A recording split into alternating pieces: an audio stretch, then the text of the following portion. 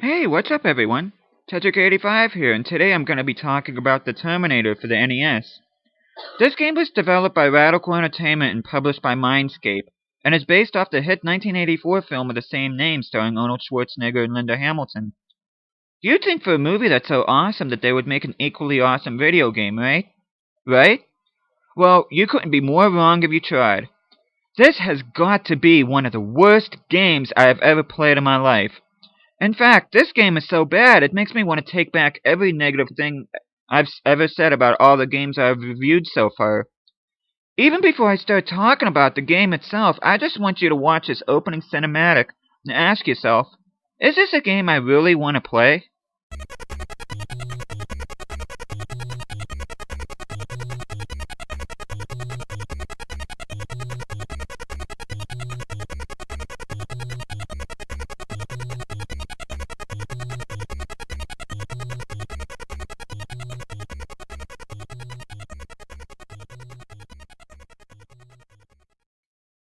Dear God, that has got to be one of the worst opening cinematics I've ever seen. Not to mention the god-awful music that accompanies it. Why couldn't they have just done a remix of the theme from the beginning of the movie? After seeing this, I came really close to just saying, screw this, I'm not even going to bother playing this. I decided to give it a shot anyways, and well, needless to say, I should have just walked away when I had the chance. First of all, look at these frickin' graphics. It looks like a power mismatch on the screen. Even Kyle Reese doesn't look all that impressive. Somehow, I don't think Michael Biehn is complaining all that much about this character looking little like him. Even the head looks abysmal. It looks like it got ripped up from an Atari 2600 game. To be quite honest, I think this game would look much better on an Atari 2600. For this game being released in December of 1992, the way the graphics look in this game is inexcusable. The controls in this game are wretched as well. Moving Reese can be a chore in and of itself, especially when you're trying to position him to make a jump or climb a ladder. This is another one of those games where A is to shoot and B is to jump. I can't tell you how many times I pressed the wrong button when trying to jump. Like right here, my natural instincts tell me to press A to jump, but instead I end up going into shooting mode. This is another weird aspect of the controls. Pushing A once has Reese go into a shooting position, and you aim his gun by pressing the D-pad.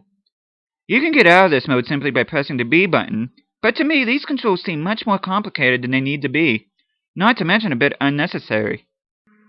As far as the gameplay is concerned, I can only tell you what I had experienced through the first level, because not only haven't I played past the first level, I really don't want to.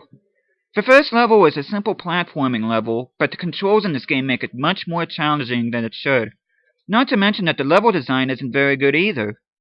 The level is hard to look at, hard to play, and excruciating to listen to. I've watched other reviews and playthroughs of this game, and the levels do vary. For instance, you get to ride on a motorcycle while avoiding a hunter, engage in a high-speed chase with a T-800, bust Sarah Connor out of the police station, and even face off the T-800 in the factory. But the only problem is that these levels don't look any more appealing, and the music is just as bad, which makes me feel relieved that I didn't play beyond the first level. Normally I find a way to complement a game's music even if the game itself isn't that good, but that's not the case for this game. Simply put, this could be the worst music I've ever heard in an NES game. Here, listen.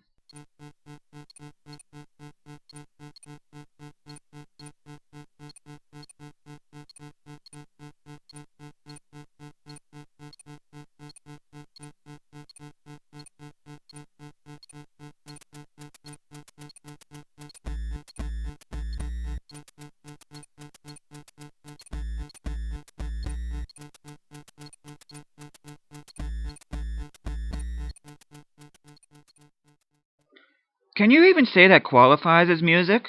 It sounds like a bunch of noises repeating itself over and over and over and over again. How can anyone concentrate on playing this game with that music playing in the background?